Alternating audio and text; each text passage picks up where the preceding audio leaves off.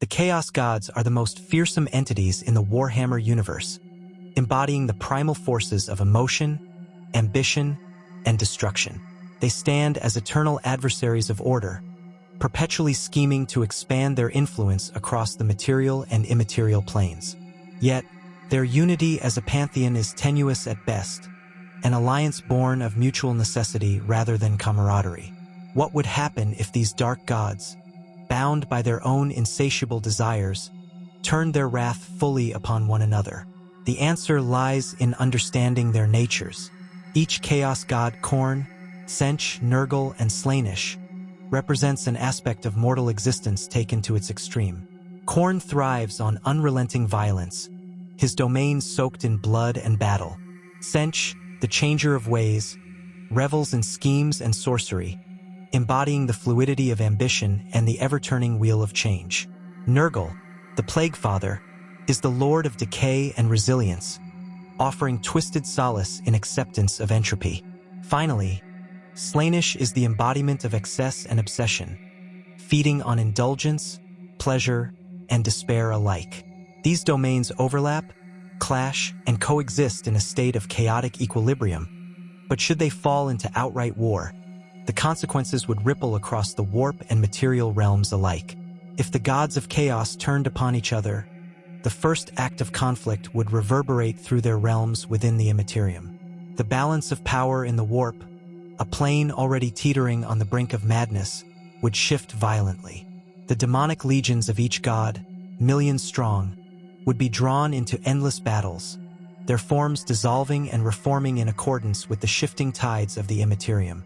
Armies of bloodletters would clash with intricate hosts of horrors, their crimson savagery pitted against the ever-shifting, reality-bending sorcery of Tzeentch's minions. Plague-bearers, bloated with pestilence, would trudge into battle against the sleek and hedonistic demons of Slaanesh, their opposing aesthetics creating a grotesque tapestry of death and excess.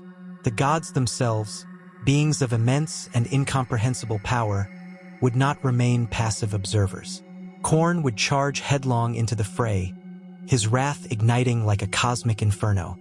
His axe would seek to cleave the essence of his rivals, his bellows of rage echoing across the Immaterium. Tzeentch, however, would not meet Khorne's assault directly. Instead, he would weave labyrinthine plans, setting traps and manipulating the other gods to weaken their positions. Perhaps he would whisper to Nurgle of Slaanesh's decadent overreach, sparking a vendetta. Perhaps he would promise Khorne new and greater battles if the blood god were to lend his might against Slaanesh's corrupted hordes, all the while positioning his forces to strike when the others were weakest.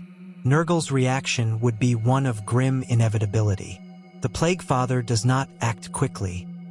His influence seeps into cracks and festers over time. If threatened, he would unleash plagues of apocalyptic scale, his diseases tailored not just to the physical forms of demons but to the warp stuff that constitutes their very being. To Slaanesh, he might unleash a rot that consumes the delicate beauty of excess, leaving only decay and despair. To Khorne, he could craft a plague that dulls the fury of battle, replacing rage with lethargy and apathy. Yet, Nurgle's actions would not stem from malice but from his twisted sense of care. He would see the conflict as an opportunity to bring his rivals into the peace of his embrace. Slaanesh would retaliate in kind, but through seduction rather than brute force. The Dark Prince would tempt the followers of the other gods, exploiting their weaknesses. Slaanesh might lure Khorne's champions with promises of unparalleled glory, transforming them into avatars of excess that no longer served pure rage. Tzeentch's intricate plans might unravel as Slaanesh's demons infiltrated his ranks, sowing chaos within chaos. Even Nurgle could be undermined, his creations rendered grotesquely beautiful in their decay, reshaped into forms that celebrated their degradation rather than accepting it. Slaanesh's power lies in the ability to twist desire itself, making enemies question their own purpose and identity. For mortals, the implications of such a divine war would be catastrophic.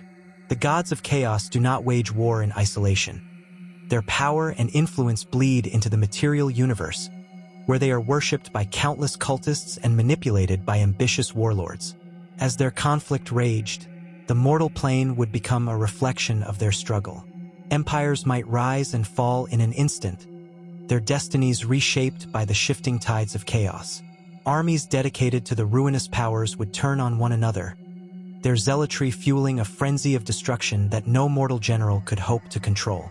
Planets would burn, civilizations would collapse, and the very fabric of reality would strain under the pressure of so much concentrated malice and power. The Imperium of Man, ever besieged by the forces of chaos, might see this as an opportunity to strike. A divided pantheon could leave the Chaos Gods vulnerable, their influence diluted as they turned their attention inward. However, the Imperium's ability to capitalize on such a moment would be limited by its own bureaucracy, dogma, and infighting. Moreover, even a fractured chaos is still an existential threat. The fallout from their internecine war could create horrors as terrible as their unified efforts. Meanwhile, the Eldar, whose history is intimately tied to the rise of Slaanesh, would watch with a mix of dread and fascination. Perhaps they might seek to exploit the conflict to weaken their ancient nemesis, even as they feared the unpredictable outcomes of such an endeavor. The Orcs, ever eager for a good fight, would likely be drawn to the chaos, their whack, energies amplifying the conflict even further. Tyranids, indifferent to the immaterial struggles of the warp, might still find themselves influenced as the psychic fallout created instability in the galaxies they sought to consume. Yet, for all the carnage and devastation, it is unlikely that the Chaos Gods would ever truly annihilate one another. Their existence is intertwined, their domains feeding off the same fundamental forces that define mortal existence. Khorne's rage is fueled by ambition, decay, and obsession, just as Tzeentch's plans often hinge on violence, stagnation, or excess. If one god were to grow too powerful, the others would unite against them, restoring a twisted semblance of balance. This cycle of conflict and uneasy alliance is intrinsic to their nature, a perpetual struggle that mirrors the chaos they embody. The war would not end in victory for any one god, but in a return to the status quo, albeit with scars and grudges that would shape their interactions for eons to come. The very concept of chaos precludes resolution. In the end, even as they turned their might against one another, the Chaos Gods would remain bound by the forces that birthed them. Their war would be an eternal dance of destruction and rebirth, a testament to the unending cycle of chaos itself. The universe, caught in the crossfire, could only tremble and endure. As the war among the Chaos Gods escalated, the Immaterium itself would begin to buckle under the strain. The warp, already an unstable and tempestuous domain, would fracture into even more chaotic subrealms, each reflecting the amplified essence of its ruling god. Khorne's domain, the blood god's brazen throne at its heart, would pulse with storms of raw rage, sending waves of violence rippling outward. Tzeentch's crystalline labyrinth would shift and reshape itself at an impossible pace, its intricate geometries becoming so convoluted that even his own followers might lose their way.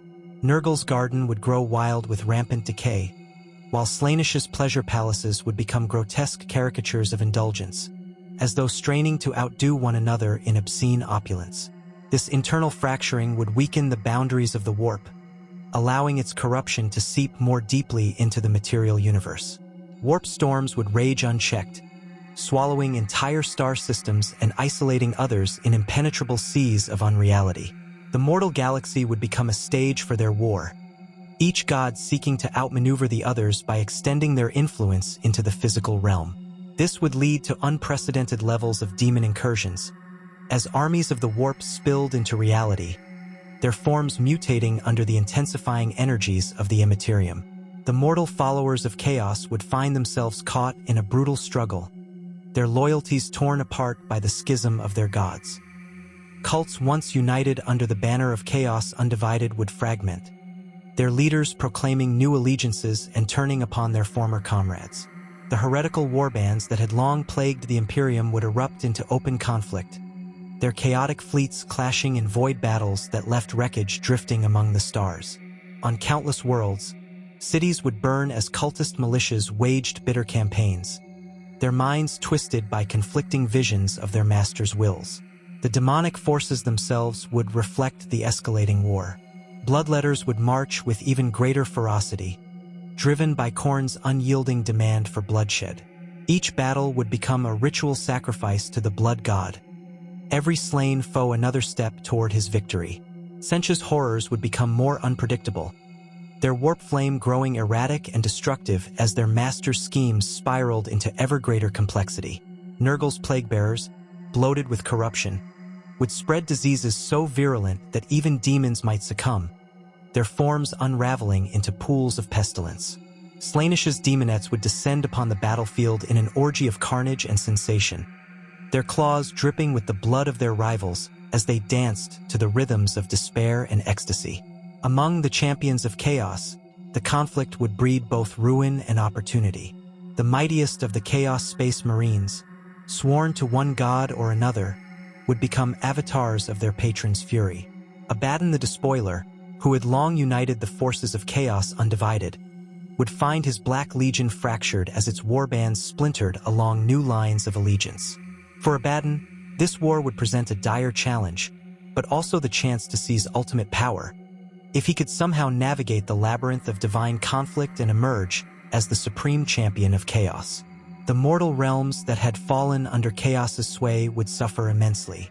For worlds already claimed by chaos, the shift in divine focus would bring cataclysmic changes.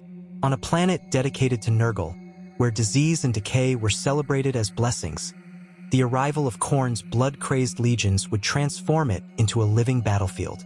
The planet's sickly jungles would become charred wastelands, its pestilent rivers running red with blood. Similarly, a pleasure world under Slaanesh's dominion might be overwhelmed by Tzeentch's minions, its hedonistic inhabitants twisted into grotesque shapes by the changer of ways. The Imperium of Man, already stretched thin by the never-ending war against chaos, would face a grim reality. On one hand, the internal strife among the Chaos Gods might provide a reprieve, as their forces turned upon each other rather than the Imperium. On the other, the sheer scale of the conflict could unleash horrors beyond anything the Imperium had faced before. Inquisitors and Grey Knights would struggle to contain the tide of demonic incursions, while the Astra Militarum and Adeptus Astartes fought desperate battles to reclaim planets consumed by chaos. The Adeptus Mechanicus, ever watchful of technological corruption, might seize the chaos as an opportunity to launch expeditions into regions once dominated by heretics. Forge worlds lost to the ruinous powers could be reclaimed, but at great cost. The tech priests would find themselves confronting not only corrupted machines but also the fallout of divine war, as the warp's influence seeped into every cog and circuit. Meanwhile, the Eldar would face their own reckoning. The war among the Chaos Gods could weaken Slaanesh, the bane of their race, offering a rare chance to strike. But such an opportunity would come with grave risks, for the Eldar know too well the capricious nature of chaos. The Harlequins, who walk the fine line between mortal and warp, might act as intermediaries, weaving their enigmatic dances to guide their kin through the unfolding chaos.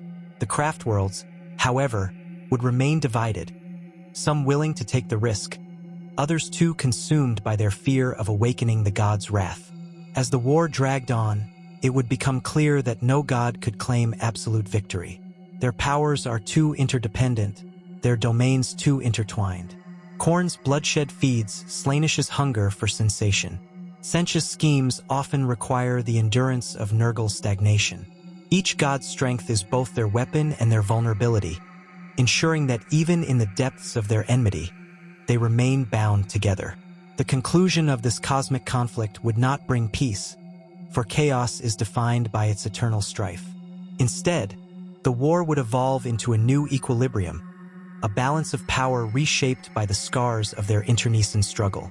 The gods would retreat to their realms, licking their wounds and plotting their next moves, each more wary of the others yet no less determined to rise above them. And in the material realm, the echoes of their war would linger, a galaxy more fractured, more devastated, and more vulnerable than ever before. To those who survive, the war among the Chaos Gods would be remembered as both a catastrophe and a grim reminder of the nature of chaos itself.